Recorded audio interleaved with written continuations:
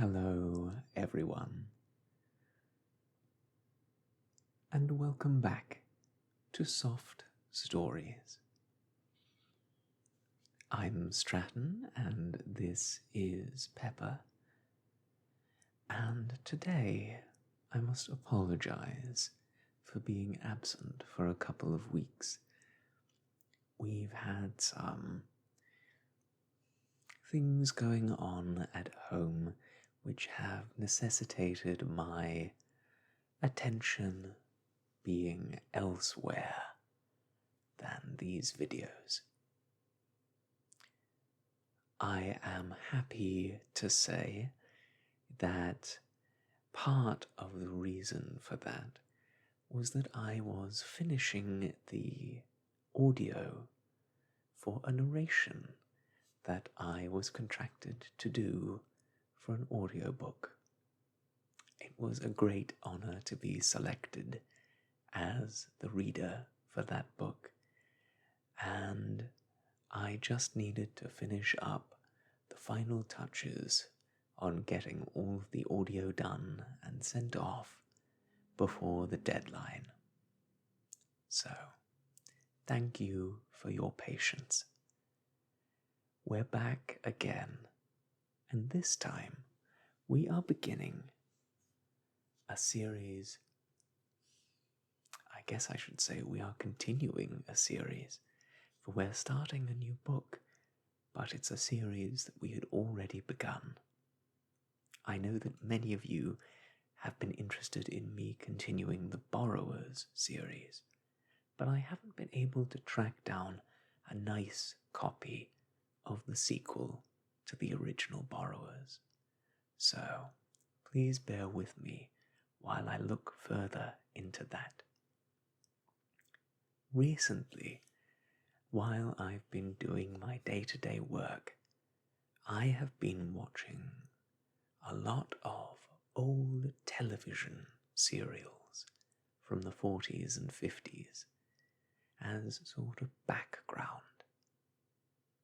It's been really interesting to see the way that television adapts to that format, whether as film serials to be shown in the theatre or as half-hour television segments at the birth of that new media form.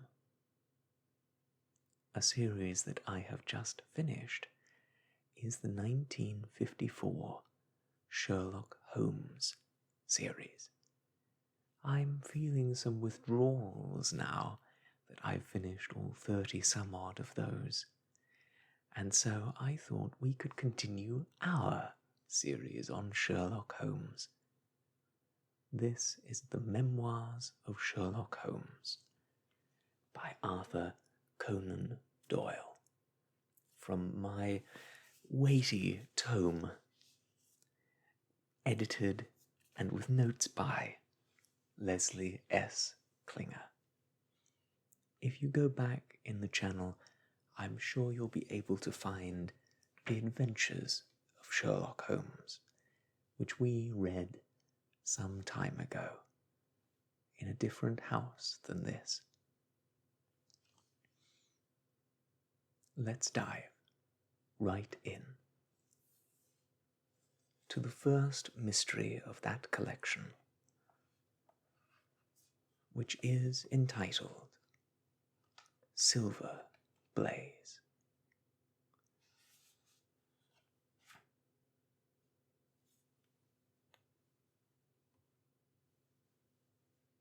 I am afraid, Watson, that I shall have to go, said Holmes, as we sat down together to our breakfast one morning. Go? Where to? To Dartmoor, to King's Pyland. I was not surprised. Indeed, my only wonder was that he had not already been mixed up in this extraordinary case, which was the one topic of conversation through the length and breadth of England.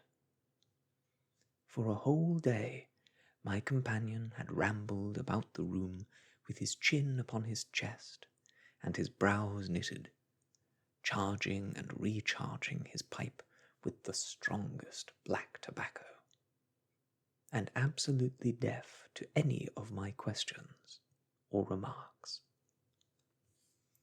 Fresh editions of every paper had been sent up by our news agent, only to be glanced over and tossed down into a corner.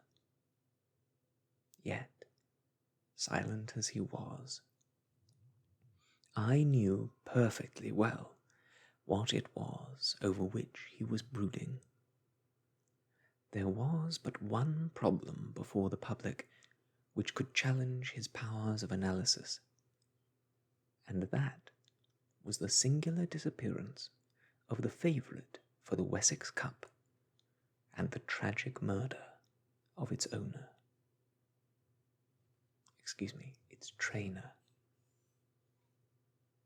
When, therefore, he suddenly announced his intention of setting out for the scene of the drama, it was only what I had both expected and hoped for. "I should be most happy to go down with you, if I should not be in the way," I said. "My dear Watson, you would confer a great favour upon me by coming, and I think that your time will not be misspent, for there are points about the case which promise to make it an absolutely unique one. We have, I think, just time to catch our train at Paddington, and I will go further into the matter upon our journey. You would oblige me by bringing with you your very excellent field glass." And so it happened that an hour or so later I found myself in the corner of a first-class carriage, flying along, en route for Exeter, while Sherlock Holmes, with his sharp, eager face framed in his ear-flapped travelling cap, dipped rapidly into the bundle of fresh papers which he had procured at Paddington. We had left Reading far behind us before he thrust the last of them under the seat and offered me his cigar-case. "We're going well," said he, looking out of the window and glancing at his watch. "Our rate, at present, is 53.5 miles an hour.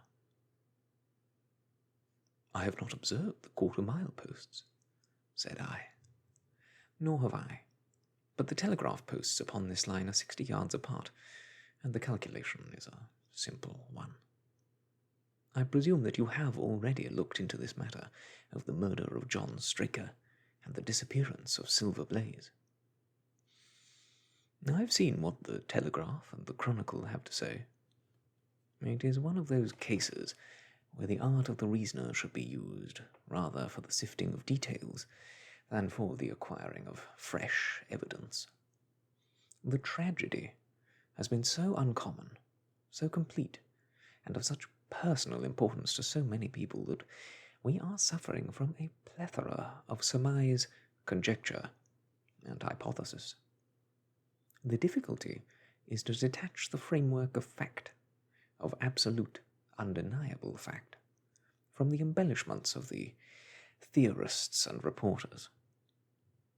Then, having established ourselves upon this sound basis, it is our duty to see what inferences may be drawn, and what are the special points upon which the whole mystery turns.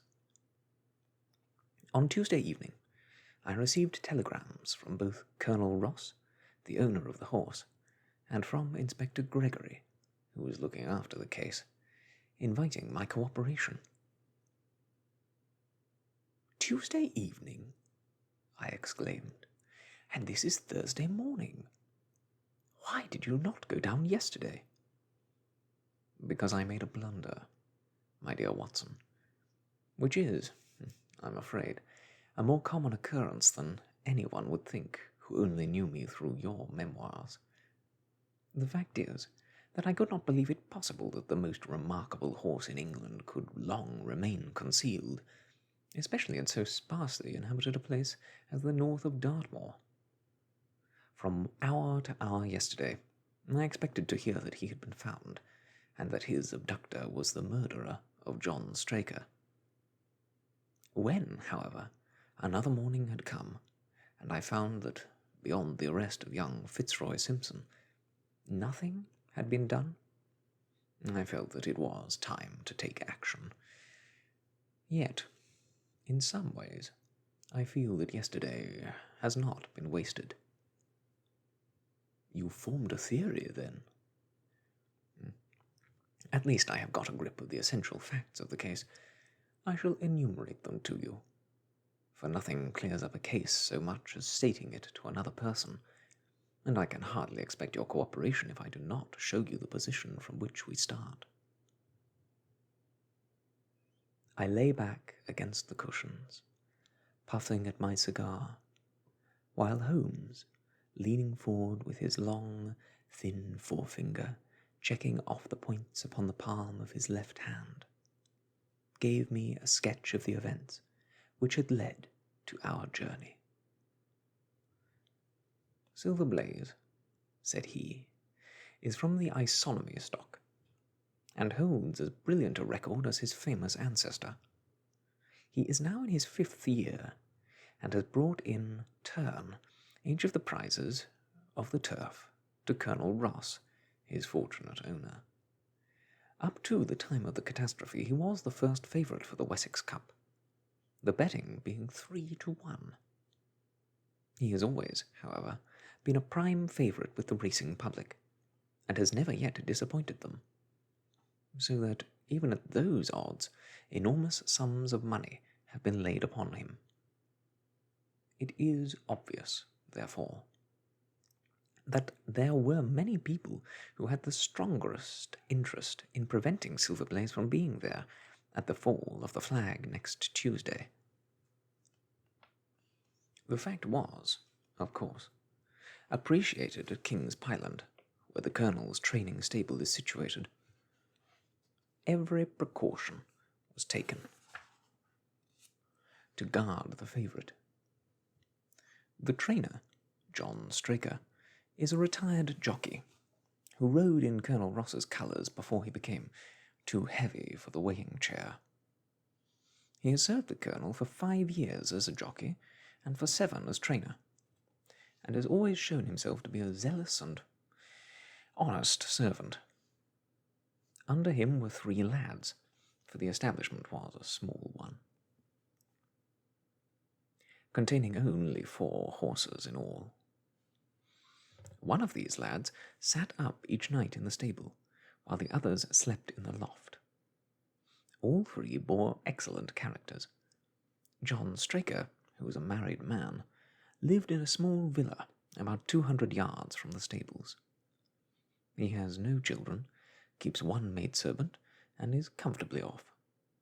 The country road round is very lonely, but about half a mile to the north there is a small cluster of villas which have been built by a Tavistock contractor for the use of invalids, and others who may wish to enjoy the pure Dartmoor air. Tavistock itself lies 2 miles to the west, while across the moor, also about 2 miles distant, is the larger training establishment of Capleton, which belongs to Lord Backwater, and is managed by Silas Brown.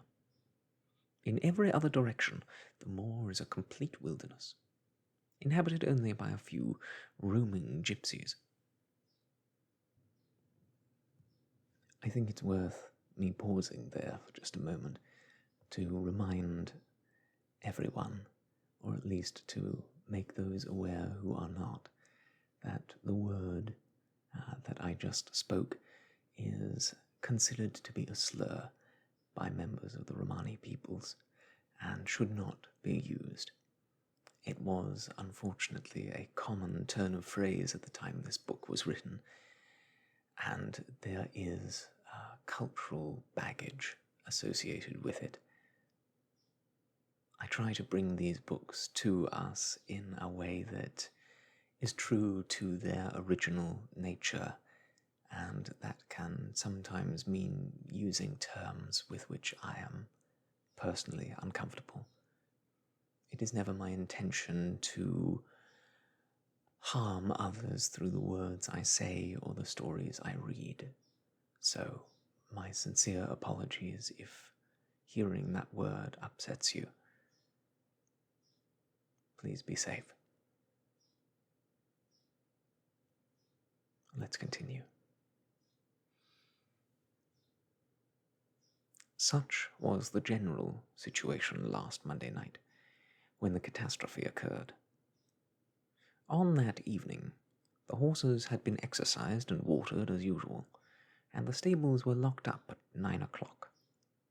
2 of the lads walked up to the trainer's house, where they had supper in the kitchen, while the third, Ned Hunter, remained on guard.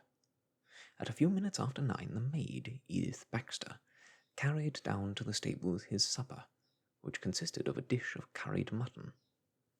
She took no liquid, as there was a water tap in the stables, and it was a rule that the lad on duty should drink nothing else. The maid carried a lantern with her, as it was very dark, and the path ran across the open moor. Edith Baxter was within 30 yards of the stables when a man appeared out of the darkness and called to her to stop. As he stepped into the circle of yellow light thrown by the lantern, she saw that he was a person of gentlemanly bearing, dressed in a grey suit of tweeds with a cloth cap. He wore gaiters and carried a heavy stick with a knob to it. She was most impressed, however, by the extreme pallor of his face and by the nervousness of his manner.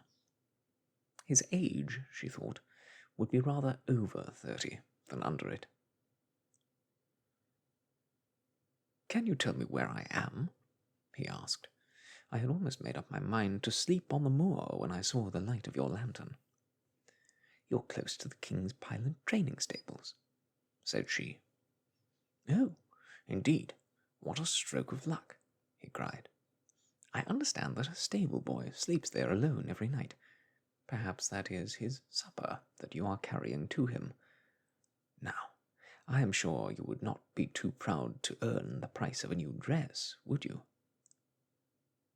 He took a piece of white paper folded up out of his waistcoat pocket.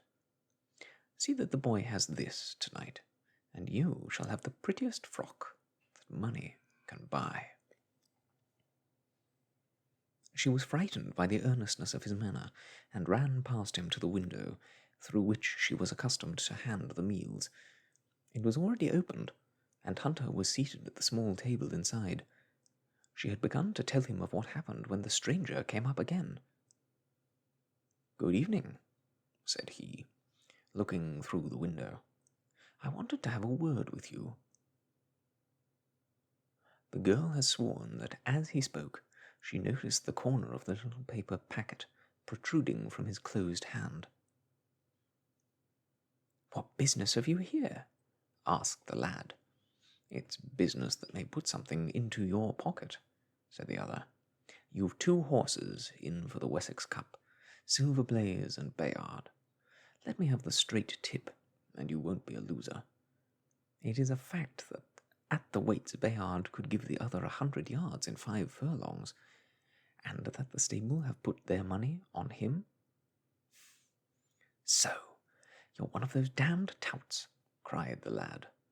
"I'll show you how we serve them in King's Pyland." He sprang up and rushed across the stable to unloose the dog.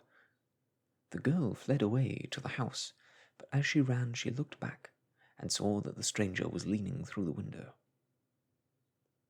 A minute later, however, when Hunter rushed out with the hound, he was gone, and though the lad ran all round the buildings, he failed to find any trace of him. "One moment," I asked. "Did the stable boy, when he ran out with the dog, leave the door unlocked behind him?" "Excellent, Watson, excellent," murmured my companion. The importance of the point struck me so forcibly that I sent a special wire to Dartmoor yesterday to clear the matter up. The boy locked the door before he left. The window, I may add, was not large enough for a man to get through. Hunter waited until his fellow grooms had returned, when he sent a message to the trainer and told him what had occurred. Straker was excited at hearing the account, although he does not seem to have quite realized its true significance. It left him, however, vaguely uneasy, and Mrs. Straker, waking at 1 in the morning, found that he was dressing. In reply to her inquiries, he said that he could not sleep on account of his anxiety about the horses, and that he intended to walk down to the stables to see that all was well. She begged him to remain at home, as she could hear the rain pattering against the windows, but in spite of her entreaties, he pulled on his large mackintosh and left the house.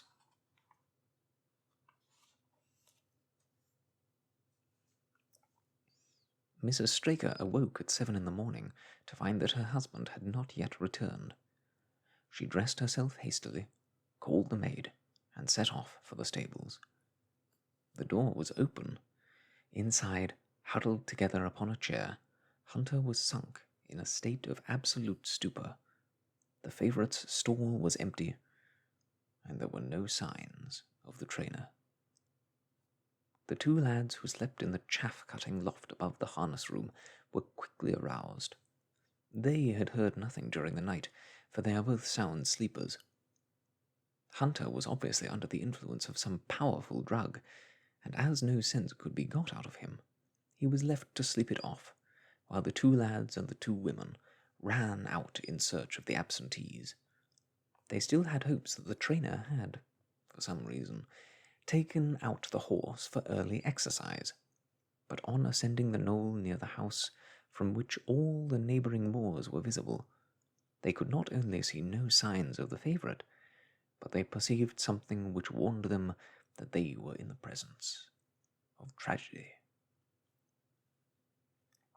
About 1/4 of a mile from the stables, John Straker's overcoat was flapping from a furze bush.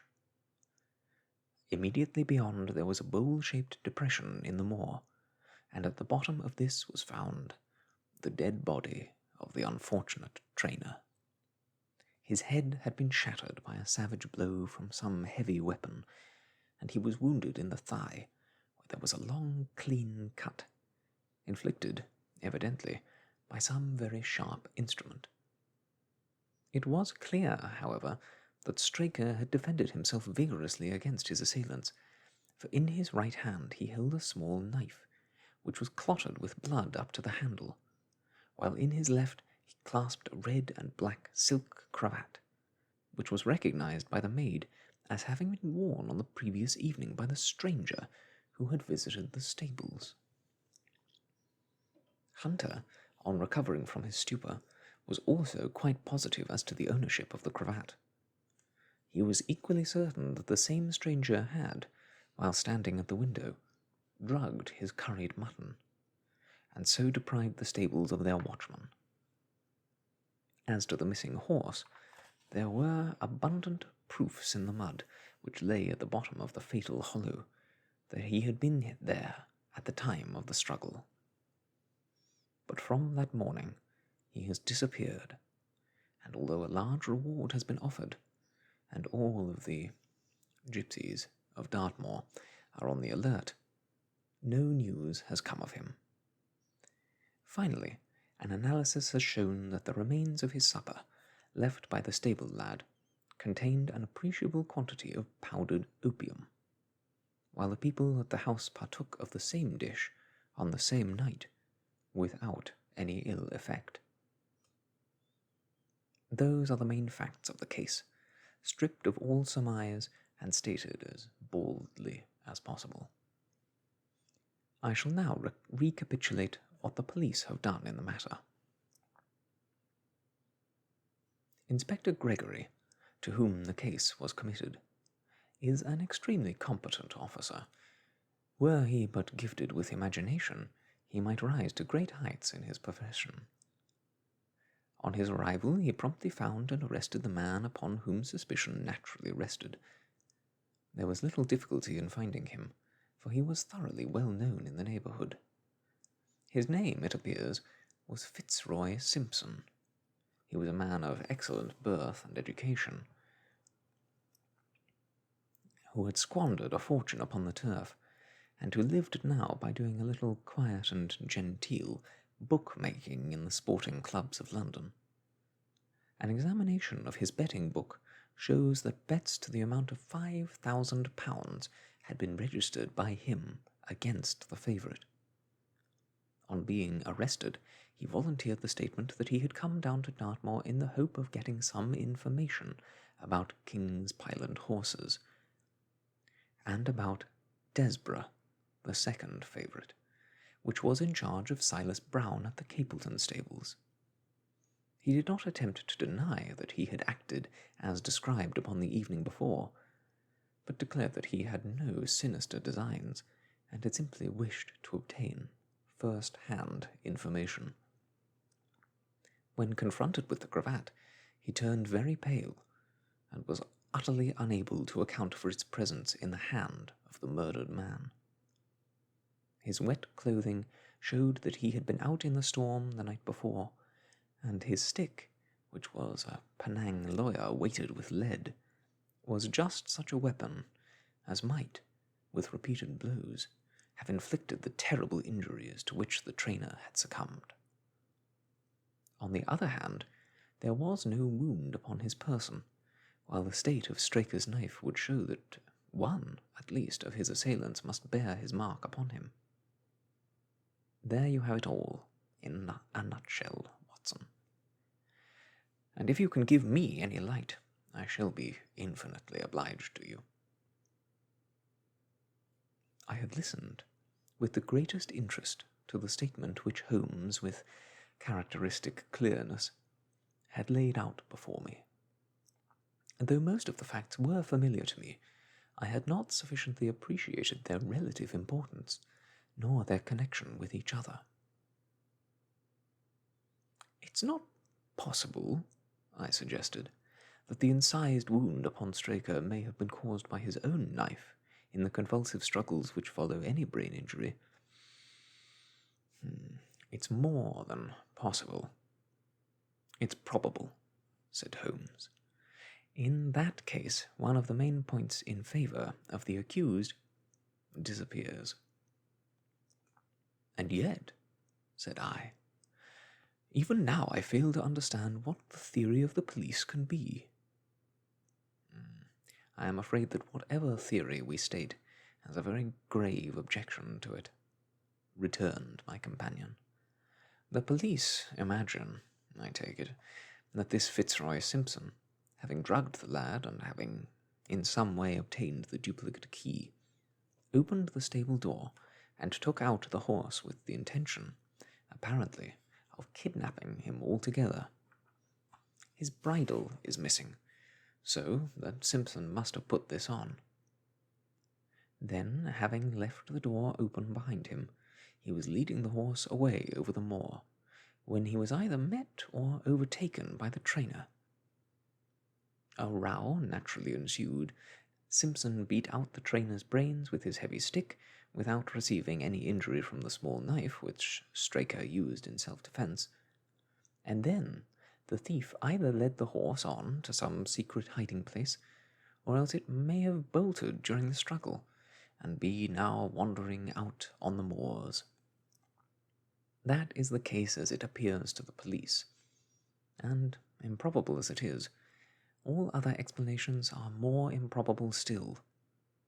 However, I shall very quickly test the matter when I am once upon the spot, and until then I cannot really see how we can get much further than our present position." It was evening before we reached the little town of Tavistock, which lies, like the boss of a shield, in the middle of the huge circle of Dartmoor.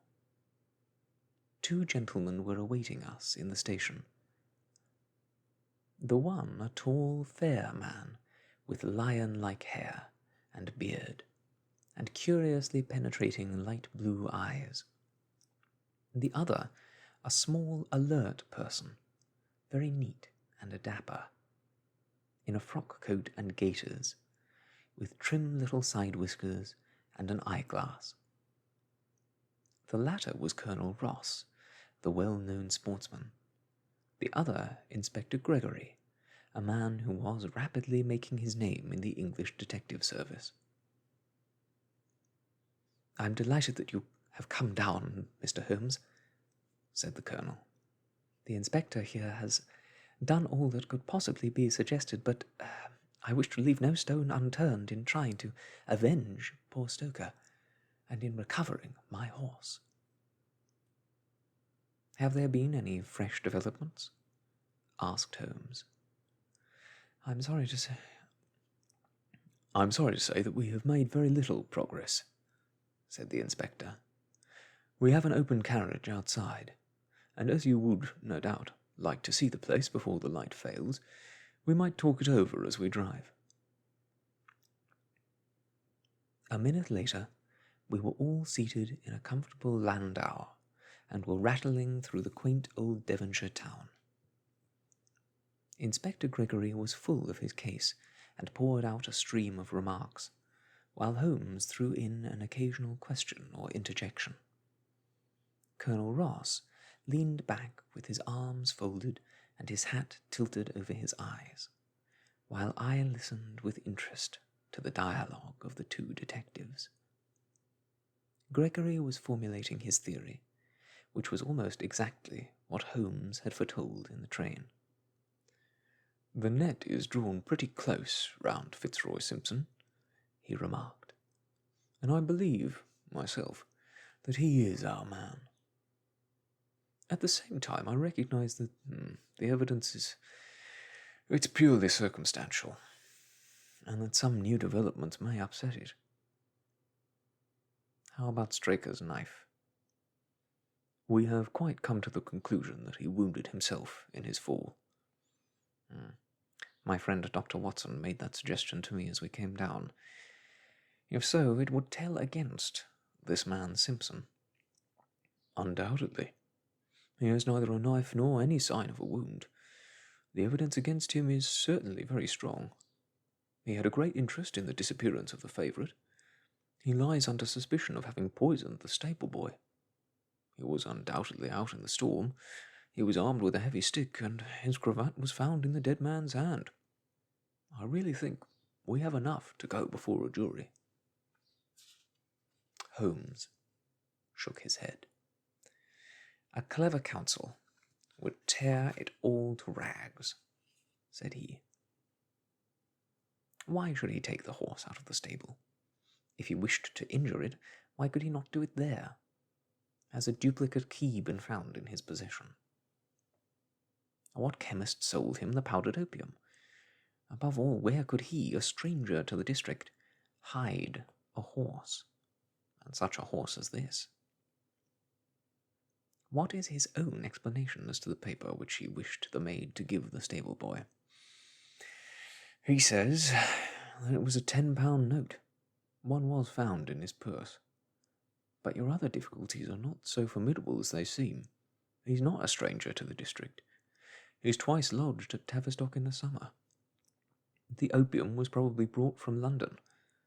The key, having served its purpose, would be hurled away.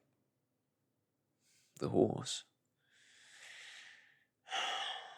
may lie at the bottom of one of the pits or old mines upon the moor." "What does he say about the cravat?" "He acknowledges that it's his, and declares that he had lost it. But a new element has been introduced into the case, which may account for his leading the horse from the stable." Holmes pricked up his ears. "We found traces which show that a party of gypsies encamped on Monday night, within a mile of the spot where the murder took place. On Tuesday they were gone. Now, presuming there was some understanding between Simpson and these gypsies, might he not have been leading the horse to them when he was overtaken? And may they not have him now?" "It's certainly possible. The moor's being scoured for these gypsies. I've also examined every stable and outhouse in Tavistock, and for a radius of 10 miles. There's another training stable, quite close, I understand." "Yes, and that is a factor which we must certainly not neglect. As Desborough, their horse, was second in the betting, they had an interest in the disappearance of the favourite. Silas Brown, the trainer, is known to have had large bets upon the event, and he was no friend of poor Straker. We have, however, examined the stables, and there's nothing to connect him with the affair. And nothing to connect this man Simpson with the interests of the Capleton stables? No, nothing at all. Holmes leaned back in the carriage, and the conversation ceased. A few minutes later, our driver pulled up at a neat little red brick villa with overhanging eaves, which stood by the road. Some distance off, across a paddock, lay a long, grey-tiled outbuilding. In every other direction, the low curves of the moor, bronze-coloured from the fading ferns, stretched away to the skyline, broken only by the steeples of Tavistock, and by a cluster of houses away to the westward, which marked the Capleton stables. We all sprang out with the exception of Holmes, who continued to lean back with his eyes fixed upon the sky in front of him, entirely absorbed in his own thoughts. It was only when I touched his arm that he roused himself with a violent start and stepped out of the carriage. "Excuse me," said he, turning to Colonel Ross, who had looked at him in some surprise. "I was daydreaming." There was a gleam in his eyes and a suppressed excitement in his manner which convinced me, used as I was to his ways, that his hand was upon a clue, though I could not imagine where he had found it. "Perhaps you would prefer at once to go on to the scene of the crime, Mr. Holmes?" said Gregory. "I think that I should prefer to stay here a little and go into one or two questions of detail. Straker was brought back here, I presume?" "Yes, he lies upstairs. The inquest is tomorrow." "He's been in your service for some years, Colonel Ross?" "I've always found him an excellent servant." "I presume that you made an inventory of what he had in his pockets at the time of his death, Inspector?" "I have the things themselves in the sitting room if you would care to see them." "I should be very glad."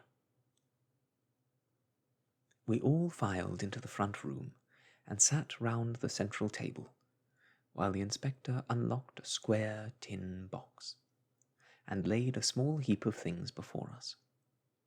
There was a box of vestas, 2 inches of tallow candle, an ADP briar root pipe, a pouch of sealskin with a half an ounce of long-cut Cavendish tobacco, a silver watch with a gold chain, 5 sovereigns in gold, an aluminium pencil case, a few papers, and an ivory-handled knife with a very delicate, inflexible blade marked Weiss & Co., London.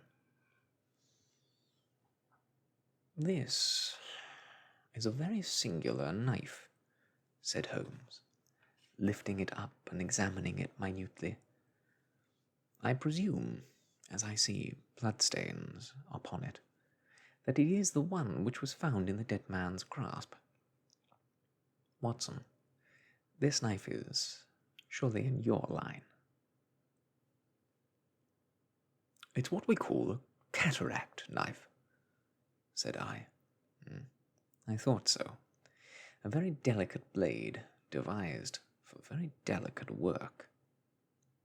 A strange thing for a man to carry with him upon a rough expedition, especially as it would not shut in his pocket." "The tip was guarded by a disc of cork, which we found beside the body," said the inspector. "His wife tells us that the knife had laid for some days upon the dressing-table, and he picked it up as he left the room. It was a poor weapon, but perhaps the best he could lay his hands on at the moment." "Very possibly. How about these papers? 3 of them are receipted hay dealers' accounts. One of them's a letter of instructions from Colonel Ross. The other is a milliner's account for £37.15, made out by Madame Le Jurier of Bond Street to William Derbyshire. Mrs. Straker tells us that Derbyshire was a friend of her husband's, and that occasionally his letters were addressed here. Madame Derbyshire has somewhat expensive tastes, remarked Holmes, glancing down at the account. 22 guineas is rather heavy for a single costume. However, there appears to be nothing more to learn, and we may now go down to the scene of the crime. As we emerged from the sitting room, a woman, who had been waiting in the passage, took a step forward and laid her hand upon the inspector's sleeve. Her face was haggard and thin and eager, stamped with the print of recent horror. "Have you got them? Have you found them?" she panted. "No, Mrs. Straker, but Mr. Holmes here has come from London to help us, and we shall do everything that's possible." "Surely I met you in Plymouth at a garden party some little time ago, Mrs. Straker?" said Holmes. "No, sir, you're mistaken." "Dear me, why, I could have sworn to it. You wore a costume of dove-coloured silk with ostrich feather trimming." "Oh, I never had such a dress, sir," answered the lady. "Ah, well, that quite settles it," said Holmes, and with an apology he followed the inspector outside. A short walk across the moor took us to the hollow in which the body had been found. At the brink of it was the furze bush, upon which the coat had been hung. "There was no wind that night, I understand," said Holmes. "None, but very heavy rain. In that case the overcoat was not blown against the furze bush, and was instead placed there." "Yes, it was laid across the bush." "You fill me with interest. I perceive that the ground has been trampled up a good deal. No doubt many feet have been here since Monday night. A piece of matting has been laid here at the side, and we have all stood upon that." "Oh. Excellent. In this bag I have one of the boots which Straker wore, one of Fitzroy Simpson's shoes, and a cast horseshoe of silver blaze." "My dear Inspector, you surpass yourself." Holmes took the bag, and descending into the hollow he pushed the matting into a more central position. Then stretching himself upon his face and leaning his chin upon his hands, he made a careful study of the trampled mud in front of him. "Hello," said he suddenly. "What's this?" It was a wax vesta, half burned, which was so coated with mud that it looked at first like a little chip of wood. "Oh, I cannot think how I came to overlook it," said the inspector, with an expression of annoyance. "It was invisible, buried in the mud. I only saw it because I was looking for it." "What? You expected to find it?" "I thought it not unlikely." He took the boots from the bag and compared the impressions of each of them with marks upon the ground. Then he clambered up to the rim of the hollow and crawled about among the ferns and bushes. "I'm afraid there are no more tracks," said the inspector. "I've examined the ground very carefully for 100 yards in each direction." "Indeed," said Holmes, rising. "I have not the impertinence to do it again after what you say, but I should like to take a little walk over the moors before it grows dark." that I might know my ground tomorrow, and that I think I shall put this horseshoe in my pocket for good luck. Colonel Ross, who had shown some signs of impatience at my companion's quiet and systematic method of work, glanced at his watch. "I wish you would come back with me, Inspector," said he. "There are several points on which I should like your advice, and especially as to whether we do not owe it to the public to remove our horse's name from the entries of the cup." "Certainly not," said Holmes with decision. "I should let the name stand." The colonel bowed. "I am very glad to have had your opinion, sir," said he. "You'll find us at poor Straker's house when you've finished your walk, and we can drive together into Tavistock." He turned back with the inspector, while Holmes and I walked slowly across the moor. The sun was beginning to sink behind the stable of Capleton, and the long sloping plain in front of us was tinged with gold, deepening into rich, ruddy brown where faded ferns and brambles caught the evening light. But the glories of the landscape were all wasted upon my companion, who was sunk in the deepest thought. "It's this way, Watson," he said at last. "We may leave the question of who killed John Straker for the instant, and confine ourselves to finding out what has become of the horse. Now, supposing that he broke away during or after the tragedy, where could he have gone to? The horse is a very gregarious creature. If left to himself, his instincts would have been either to return to King's Pyland or to go over to Capleton. Why should he run wild upon the moor?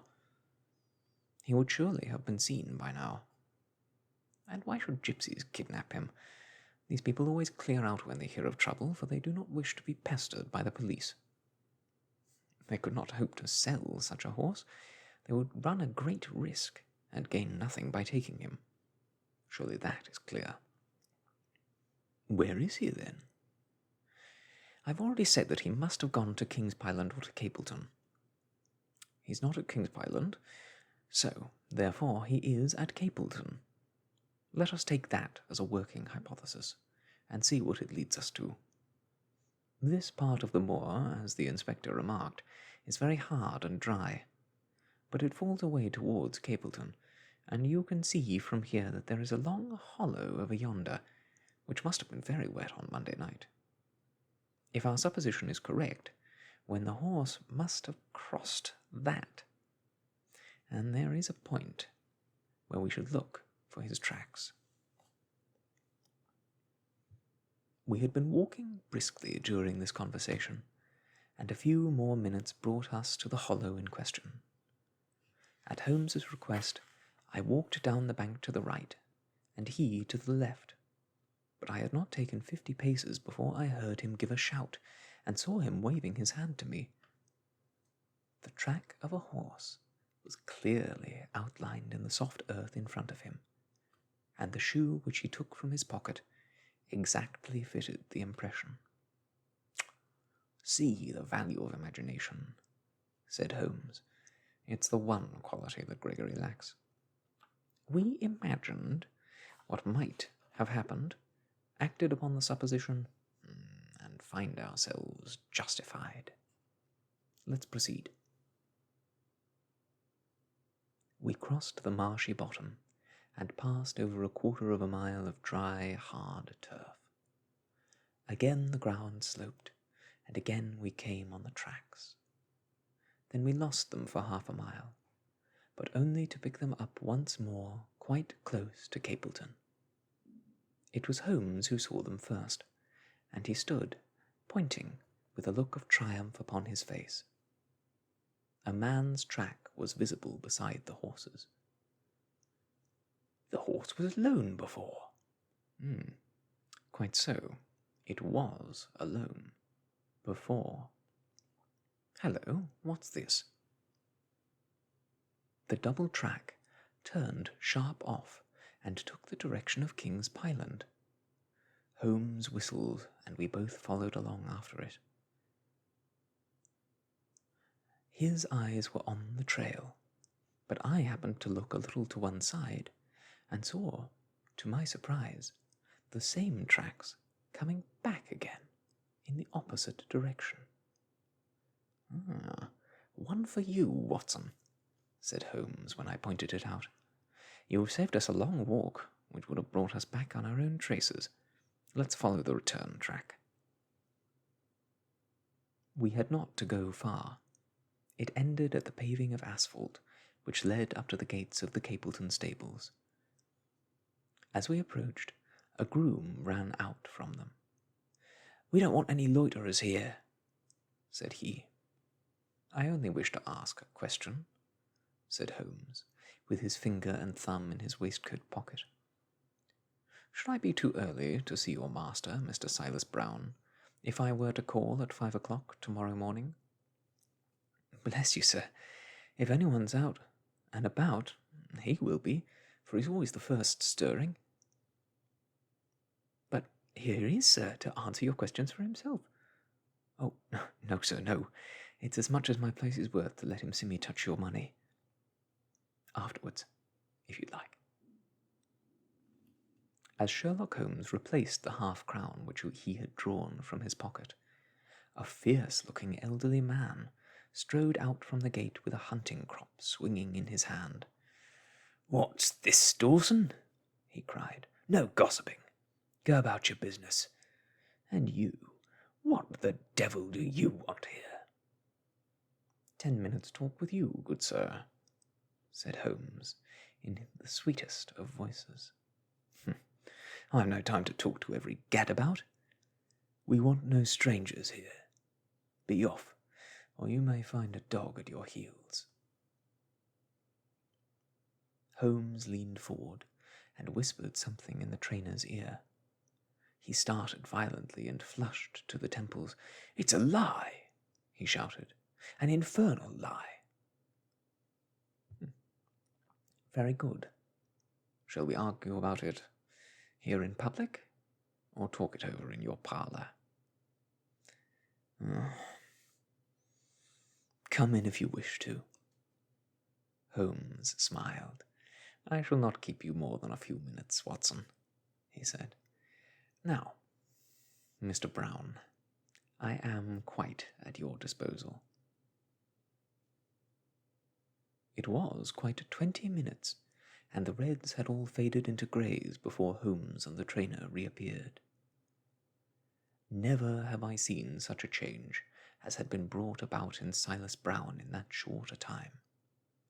His face was ashy pale, beads of perspiration shone upon his brow, and his hands shook until the hunting crop wagged like a branch in the wind. His bullying, overbearing manner was all gone, too, and he cringed along at my companion's side, like a dog with its master. "Your instructions will be done. It shall be done," said he. "There must be no mistake," said Holmes, looking round at him. The other winced as he read the menace in his eyes. "Oh, no, there shall be no mistake. It shall be there. Should I change it first, or not?" Holmes thought a little, and then burst out laughing. "No, don't," said he. "I shall write to you about it. No tricks now. Or, oh, you can trust me. You can trust me. You must see to it on the day, as if it were your own. You can rely on me." "Yes, I think I can. Well, you shall hear from me tomorrow." He turned upon his heel, disregarding the trembling hand which the other held out to him, and we set off for King's Pyland. A more perfect compound of the bully, coward, and sneak than Master Silas Brown I have seldom met with," remarked Holmes as we trudged along together. "He has the horse, then?" He tried to bluster out of it, but I described to him so exactly what his actions had been upon that morning that he is convinced that I was watching him. Of course, you observed the peculiarly square toes in the impressions, and that his own boots exactly corresponded to them. Again, of course, no subordinate would have dared to do such a thing. I described to him how, when, according to his custom, he was the first down, he perceived a strange horse wandering over the moor, how he went out to it, and his astonishment at recognizing, from the white forehead which has given the favourite its name, that the chance had put in his power the only horse which could beat the one upon which he had put his money.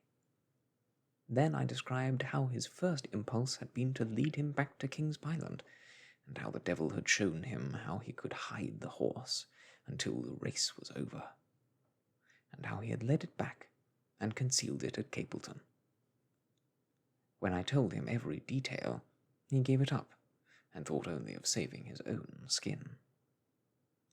But his stables had been searched. Ah, an old horse-faker like him, they have many a dodge. But you're not afraid to leave the horse in his power now, since he has every interest in injuring it. My dear fellow, he will guard it as the apple of his eye. He knows that his only hope of mercy is to produce it safe. Colonel Ross did not impress me as a man who would be likely to show much mercy in any case. The matter does not rest with Colonel Ross. I follow my own methods and tell as much or as little as I choose. That is the advantage of being unofficial. I don't know whether you observed it, Watson, but the Colonel's manner has been just a trifle cavalier to me. I'm inclined now to have a little amusement at his expense. Say nothing to him about the horse.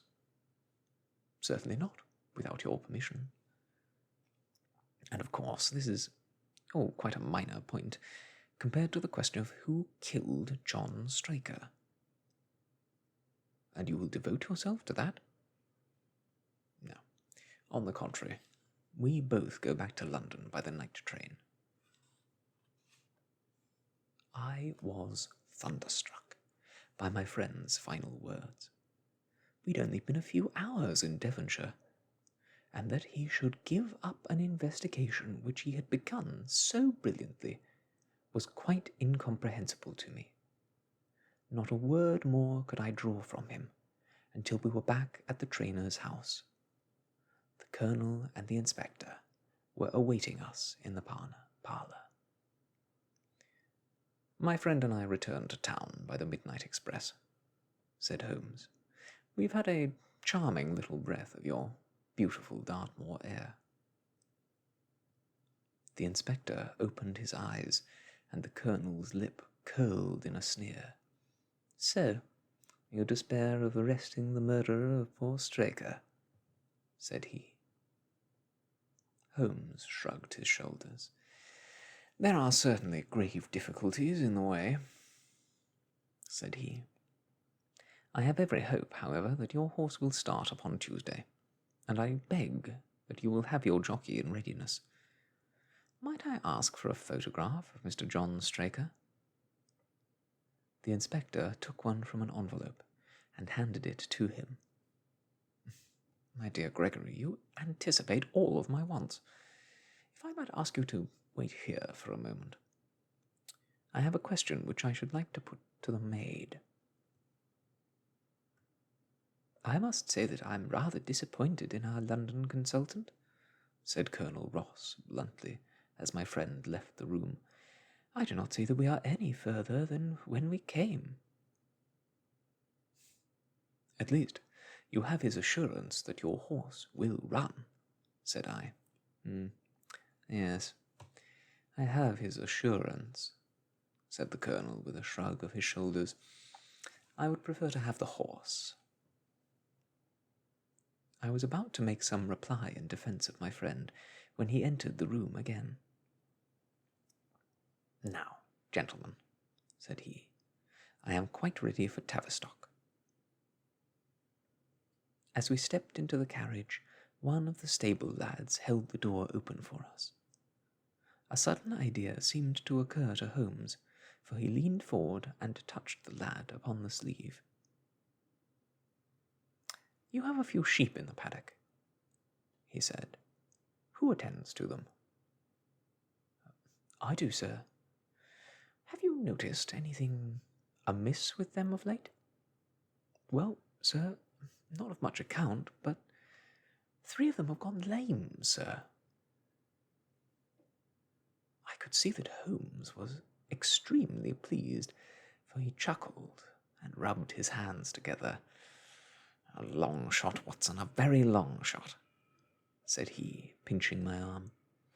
Gregory, let me recommend to your attention this singular epidemic among the sheep. Drive on, coachman. Colonel Ross still wore an expression which showed the poor opinion which he had formed of my companion's ability, but I saw by the inspector's face that his attention had been keenly aroused. You consider that important? He asked. Exceedingly so. Is there any other point to which you would wish to draw my attention? To the curious incident of the dog in the night time. The dog? The dog did nothing in the night time. That was the curious incident, remarked Holmes. 4 days later, Holmes and I were again in the train, bound for Winchester to see the race for the Wessex Cup. Colonel Ross met us, by appointment, outside the station, and we drove in his drag to the course beyond the town. His face was grave, and his manner was cold in the extreme. I have seen nothing of my horse, said he. I suppose that you would know him when you saw him? Asked Holmes. The colonel was very angry. I have been on the turf for 20 years, and never asked such a question as that before, said he. A child would know Silver Blaze, with his white forehead and his mottled-off foreleg. How is the betting? Well, that's the curious part of it. You could have got 15 to 1 yesterday, but the price has become shorter and shorter, until you can hardly get 3 to 1 now. Said Holmes. Somebody knows something, that's clear. As the drag drew up in the enclosure near the grandstand, I glanced at the card to see the entries. Wessex Plate, 50 sovereigns each half-foot, with 1,000 sovereigns added for 4 and 5-year-olds. Second, 300.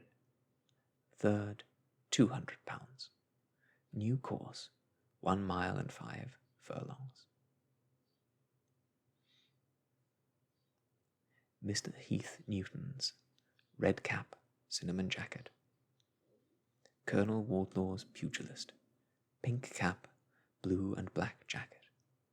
Third, Lord Backwater's Desborough, yellow cap and sleeves. Fourth, Colonel Ross's Silver Blaze, black cap, red jacket. Fifth, Duke of Balmoral's Iris, yellow and black stripes. Sixth, Lord Singleford's Rasper, purple cap, black sleeves. We scratched our other one and put all hopes on your word, said the colonel. Why, what is that? Silver Blaze? Favourite? 5 to 4 against Silver Blaze, roared the ring. 5 to 4 against Silver Blaze. 15 to 5 against Desborough. 5 to 4 on the field. There are the numbers up, I cried. "They're all 6 there." "All 6 there? Then my horse is running," cried the colonel in great agitation. "But I don't see him. My colours have not passed." "Only 5 have passed. This must be he." As I spoke, a powerful bay horse swept out from the weighing enclosure and cantered past us, bearing on its back the well-known black and red of the colonel. "That's not my horse," cried the owner. "That beast has not a white hair upon its body. What is this that you've done, Mr. Holmes?" "Well, well, let's see how he gets on," said my friend imperturbably. For a few minutes he gazed through my field-glass. "Capital! An excellent start!" he cried suddenly. "There they are, coming round the curve." From our drag we had a superb view as they came up the straight. The 6 horses were so close together that a carpet could have covered them, but halfway up, the yellow of the Capleton stable showed to the front.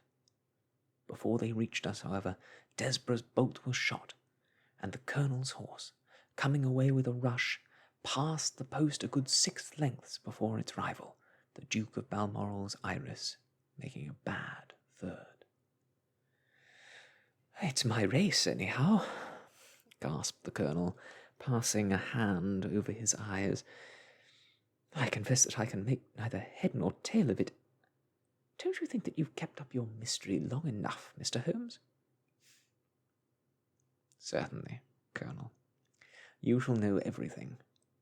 Let us all go round and have a look at the horse together.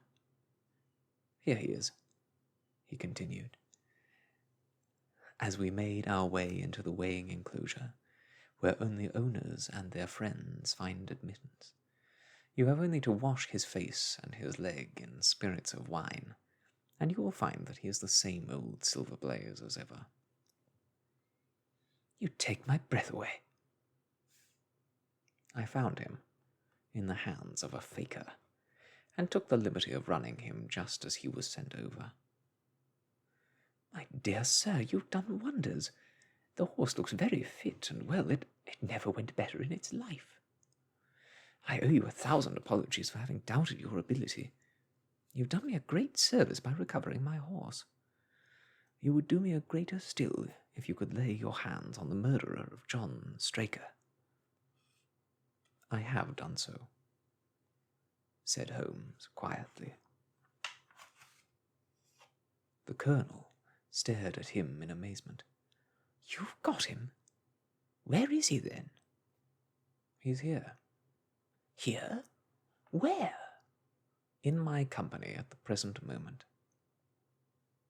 The colonel flushed angrily. "I quite recognize that I'm under obligations to you, Mr. Holmes," said he, "but I must regard what you have just said as either a very bad joke or an insult." Sherlock Holmes laughed. "I assure you I have not associated you with the crime, Colonel," said he. "The real murderer is standing immediately behind you." He stepped past and laid his hand upon the glossy neck of the thoroughbred. "The horse!" cried both the colonel and myself. "Yes, the horse. And it may lessen his guilt if I say that it was done in self-defense, and that John Straker was a man who was entirely unworthy of your confidence. But there goes the bell, and as I stand to win a little on this next race, I shall defer a lengthy explanation until a more fitting time." We had the corner of a Pullman car to ourselves that evening as we whirled back to London, and I fancy that the journey was a short one to Colonel Ross as well as to myself, as we listened to our companion's narrative of the events which had occurred at the Dartmoor training stables upon that Monday night, and the means by which he had unravelled them. "I confess," said he, that any theories which I had formed from the newspaper reports were entirely erroneous. And yet, there were indications there, had they not been overlaid by other details which concealed their true import. I went to Devonshire with the conviction that Fitzroy Simpson was the true culprit, although, of course, I saw that the evidence against him was by no means complete. It was while I was in the carriage, just as we reached the trainer's house, that the immense significance of the curried mutton occurred to me. You may remember that I was distraught, and remained sitting after you had all alighted. I was marvelling in my own mind that I could have missed so obvious a clue. "I confess," said the colonel, "that even now I cannot see how it helps us." It was the first link in my chain of reasoning. Powdered opium is by no means tasteless.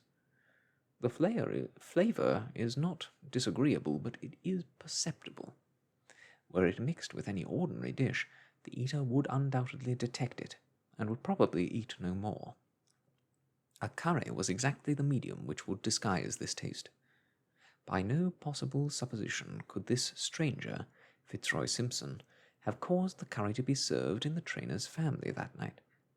And it is surely too monstrous a coincidence to suppose that he happened to come along with powdered opium upon the very night when a dish happened to be served which would disguise the flavour. That is unthinkable. Therefore Simpson becomes eliminated from the case, and our attention centres upon Straker and his wife, the only two people who could have chosen curried mutton for supper that night. The opium was added after the dish was set aside for the stable boy, for the others had the same for supper with no ill effects. Which of them, then, had access to that dish without the maid seeing them? Before deciding that question, I had grasped the significance of the silence of the dog, for one true inference invariably suggests others.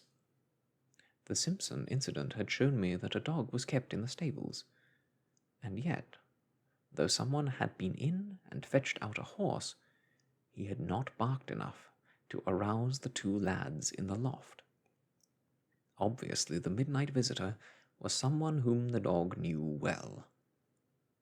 I was already convinced, or almost convinced, that John Straker went down to the stables in the dead of night and took out Silver Blaze. For what purpose?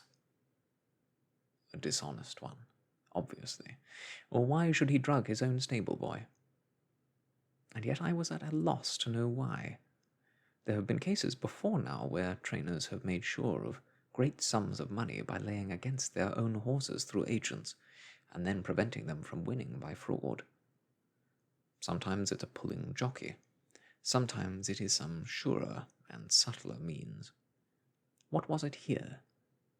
I hoped that the contents of his pockets might help me to form a conclusion. And they did so.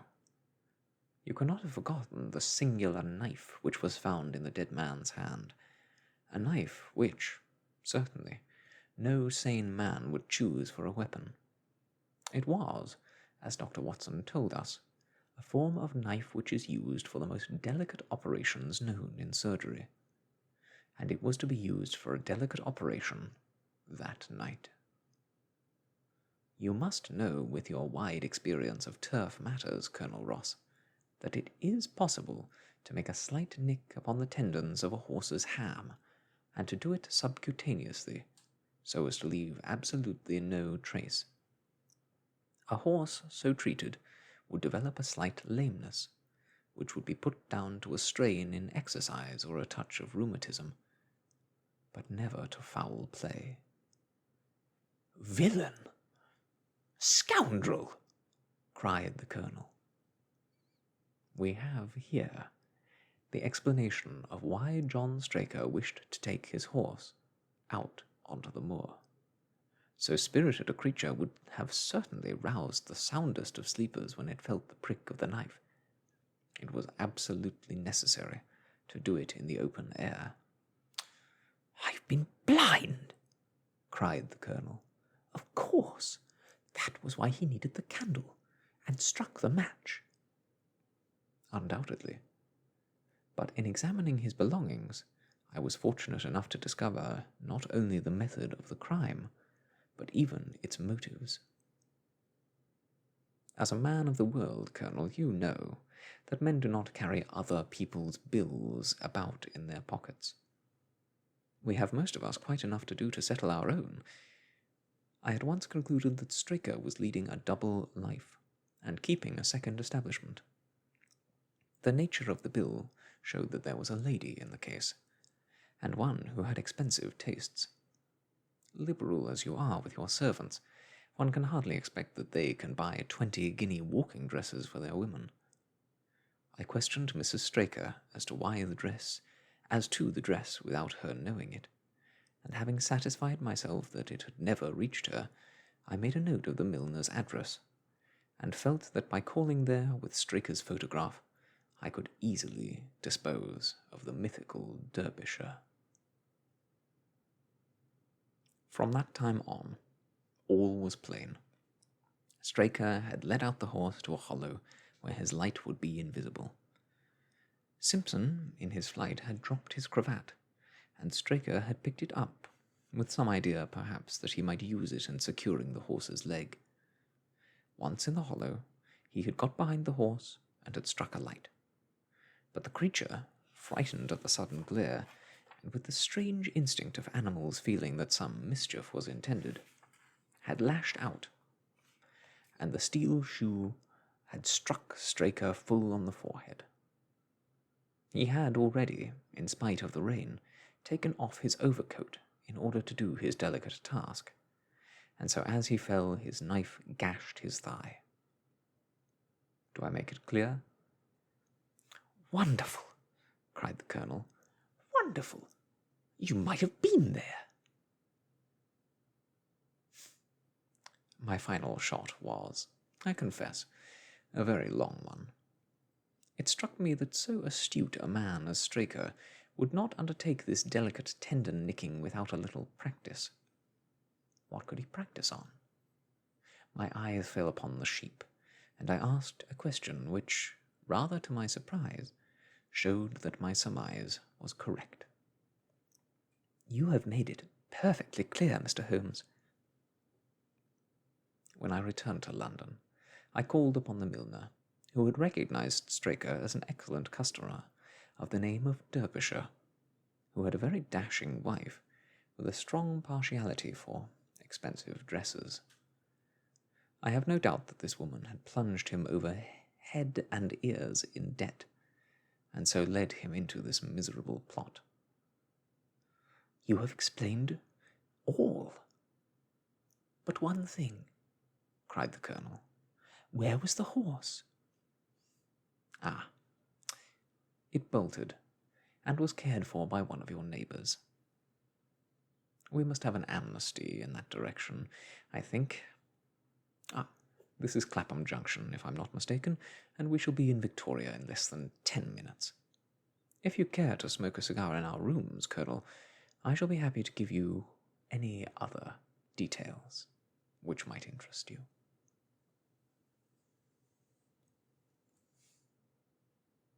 And that, my friends, is the end of the mystery of Silver Blaze, the first of the memoirs of Sherlock Holmes by Arthur Conan Doyle. As I lift this hefty tome out of the way and close it once more,